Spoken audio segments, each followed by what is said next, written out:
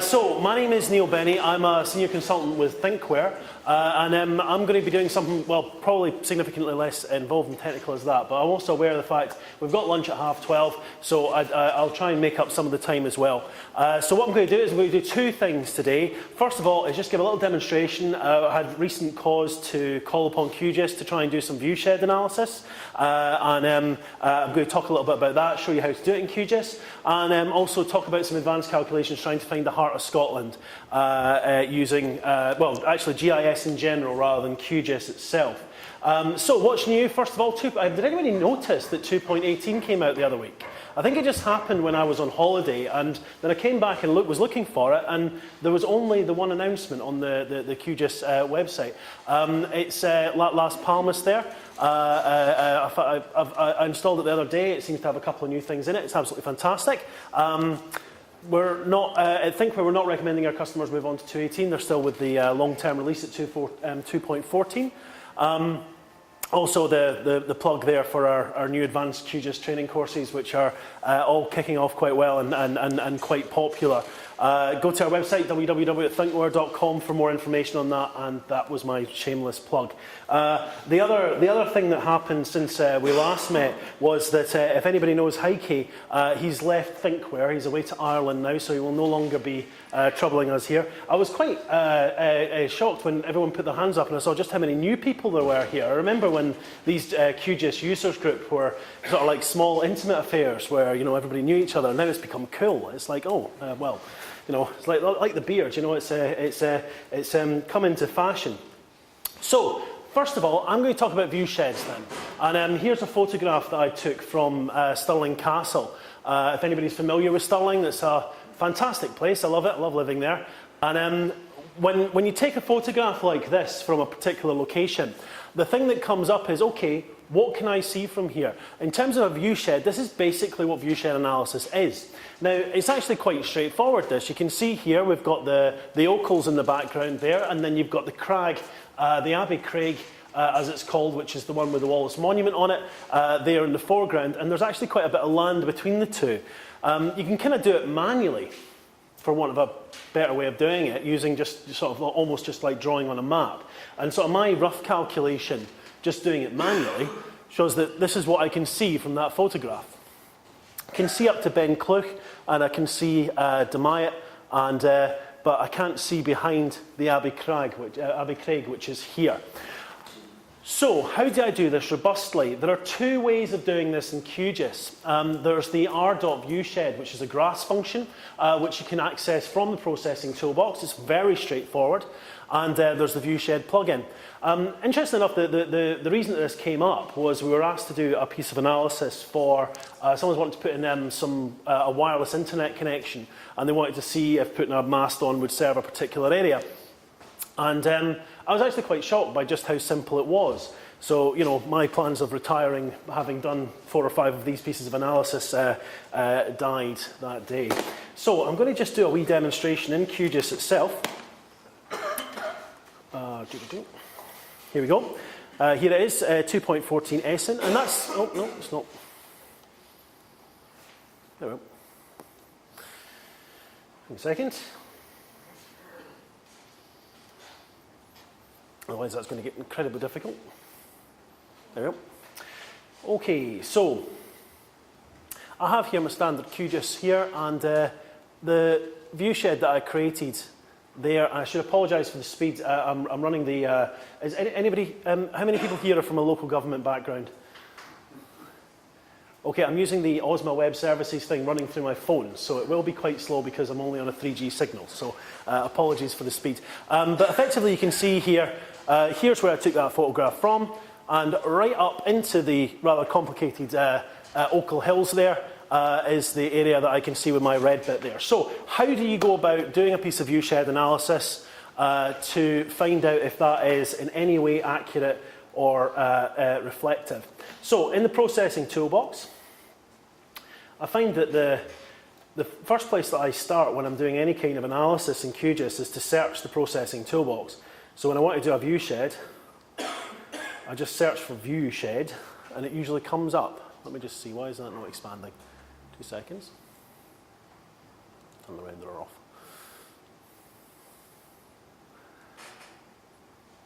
Ah, the joys of the live demonstration, yeah? Here we go. So when you type things into the processing toolbox, I'm sure many people here have used the processing toolbox, you'll find that r.viewshed comes up quite nicely there. The grass plugins are, as I don't know how many people have used any of the grass functionality or indeed the actual grass plugin itself. The grass plugin itself is actually a fantastic plugin. I do recommend it to people. But effectively, you fill this thing in. I've got a digital elevation model loaded in, my terrain 50. And then it asks you for a coordinate. Rather than actually importing a point file, it will actually ask for a coordinate, which I have handily got here. Viewing position height above the ground, probably about 1.75 metres, that'll do. And the offset for the target elevation. Now what this is that these are two distinct things. The viewing position of the height above is is where you're actually looking from. The height of the thing that you're looking at is the next thing. So if you're wanting to find out whether the top of a wind turbine is visible, or whether the top of a phone mast is visible, or any other thing like that, that's where you would put in there. I'm only interested in looking at the ground, so I'm just going to leave that as 0.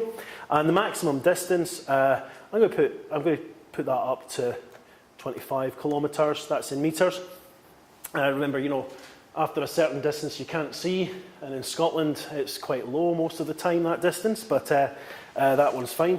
And I'm just going to leave the rest of it blank. Effectively, you can consider the Earth curvature. I don't think that works in British National Grid, but the other things that you can do here is that you can keep the region limited as well, but we're only working within 25 kilometres. So when I click run here, it'll run through the algorithm. It's quite quick, this one.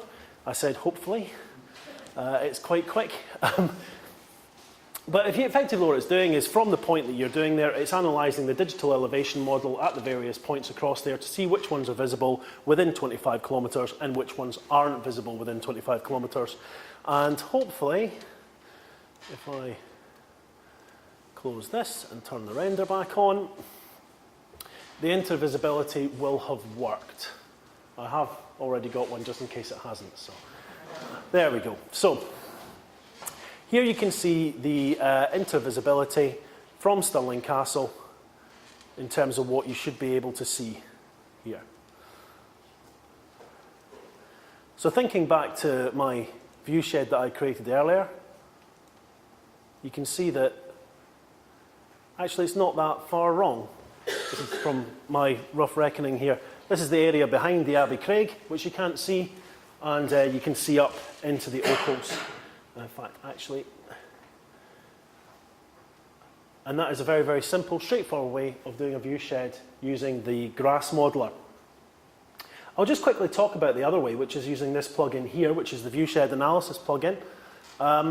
It basically does the same thing. When you run the two things, the algorithms are not significantly different, and they mostly find the same thing. You've got a few more options in here in terms of being able to use multiple points as well. It only works when you've got the things ticked on, so if I tick on my digital elevation model and my points. And you'll see here I've actually got 2 points identified. That's the Wallace Monument and Stirling Castle. You can do more than 1 point. You can also use target points as well. So you want to find out if such a thing is visible from another place. You can actually put in 2 sets of points to see if there's intervisibility between points. So there's quite a lot of flexibility in here, and you've got the same kind of options in here in terms of observer height and target height that you can put in here as well. You can also stipulate those as a field if you've got multiple points. This is a fantastic thing here. I've not actually had a cause to use it in anger yet, but I have played about with it because most of the times you get analyses for these, it is usually just want to know what you can see from one particular point. So what is in the line of sight? So when you're dealing with mobile phone telephony, when you're dealing with radio Wi-Fi, when you're dealing with wind farms and visibility, these kind of viewshed analyses are absolutely fantastic. Interestingly enough, the one that's really dramatic is this one here, which is the view from the top of the Wallace Monument, which is 67 metres. You can see just how far you can see from there. Is anybody, who here has been up the Wallace Monument? Yep, okay. If you haven't, go. It's fantastic. The view is that good. This is how good the view is. Don't go up when it's minging weather and raining. You can't. That doesn't work when it's raining. It just doesn't work when it's raining.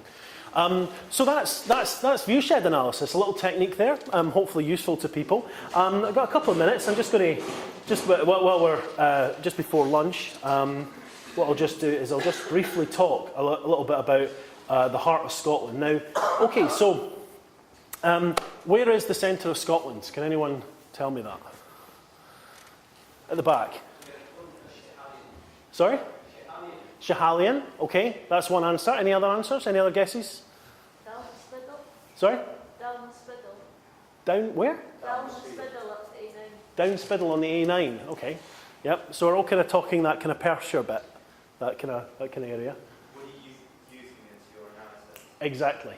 You see, the question here is the biggest problem with trying to find where the heart of Scotland is, as it were. If I can get my apologies. I'll just duplicate this. 2 seconds.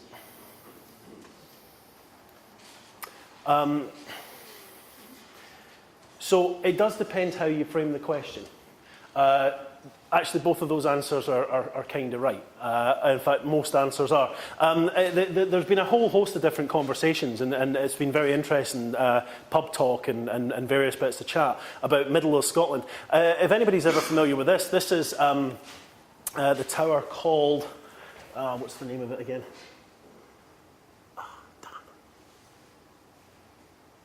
I've forgotten the name of it, but there's a tower near Doon which claims to be right in the centre of Scotland in terms of east and west. And it is. It's between the mainland west and the mainland east. It is in that line which goes down the middle. It's not bang in the middle of Scotland by any view, but again, it just shows that people are interested in these middle points, centre points. Where is the heart of Scotland? And it's interesting because both Perth and Kinross and Stirling councils both do the Perth and Kinross, heart of Scotland, and Stirling, Scotland's heart. It's actually quite questionable because in all the analysis that I've done, neither of the two of them make it. But so, if you take it just, like I say, I was just thinking of different ways of doing this, different ways of thinking about this, because I don't think any of them are particularly categorical and absolutely sure. But if you think about, and this is another interesting one, a little bit like the conversation about the heights of mountains and the depths of lochs. When we think of the furthest west point, most people would be able to name it as Ardnamurchan Point, and the furthest north point is Dunnet Head. But in terms of the furthest east and the furthest south point, these are things that I actually had to think about quite significantly. So the furthest south point is the Mull of Galloway in Scotland. The furthest east on the main coast, this is one that I hadn't actually heard of, it's just outside Peterhead. Because I thought it would be down in the Borders, but it's not actually. The Peterhead one is slightly further east. And when you take these and you find out, okay, well, from the furthest north to the furthest south and intersect them and draw a line, you find Schiehallion. Near Schiehallion, that's the coordinate there. Interesting enough, that's actually quite close to the Appin of Dull. So I thought it'd be quite fun if the centre of Scotland was Dull, which would be wonderfully ironic. But if I was to do a rounding error, I'm sure I could make it look like that. So as with all things, how you frame the question gets more interesting answers. So when we were talking about this, and I was speaking to Steve Kay about this in terms of population centres. So there's you'll have seen these maps before showing every single person in Scotland as a point. Where's the centre of the population? So how I thought, the first thought I had with this was, okay, well, what's the mean location? So if you take the coordinate of every single census output area and weight it for the population, you can effectively say, okay, what is the average location of a person in Scotland? And if I go back to QGIS for a second, and open up this one here. I've got a dodgy plug-in. I'm still working on it. So effectively, don't need that. Here's our census output areas and the census centroids. There's a problem here when you look at this, because here's the census output areas. they're not actually, while they are designed to have roughly the same population, they don't all have the same population. In fact, there's quite a bit of variety. Everything from 50, and there is a census output area which has got 2,081 people in it, but that's Aberdeen Halls of Residence or something, so it's a bit of an outlier. But effectively, because you've got this variation in the census output areas, you have to correct for that when you're taking an average. So effectively, when you do a weighted average of Scotland's population, does anyone want to make a guess as to where that is? Stirling? Sorry? Harthill Services, Stirling. Any advance? Sorry? In the fourth? In the fourth estuary. Yeah, it is in the fourth catchment area. But I see Andy Walton sitting there, and he should be quite smug because it's actually in Clackmannanshire. And it's near Dollar. In a place called Glen of Sorrow. And I did not do any rounding errors here. It is literally, the point is literally like here. So Glen of Sorrow, which is just up north of Dollar, that is the weighted average centre of Scotland. Now, in terms of another piece of analysis, if you think of the median location, so that is if I was to draw a line quartering the population in Scotland, does anybody want to make a guess as to where that is? Is it going to be the same guesses? I can tell you it's not Stirling. Now that, trying to find the centre point which divides the Scottish population into 4 equal parts, I didn't design the workflow for that because it was a bit beyond me. But working with Steve and with Heike and various other people, and mostly with Steve, he came up with a way of iterating it down so that you can actually quarter the population. And that is in a place just outside Slamanan. Is anyone here from Slamanan? No, it's not the nicest of places in the country. So effectively, Slamanan is Scotland's heart. And there's a photograph of it. You don't want to put a modern photograph of it up. It's depressing. I once was driving from Edinburgh to Helensburgh and managed to get lost and find myself in Slamanan. And if you want to do the routing analysis on that and see just how incompetent I am at navigating, feel free. But effectively, that is Scotland's heart as the median location of the population in Scotland. So that's where, if they say home is where the heart is, we all are Slamanan's children. And with that, I thank you very much.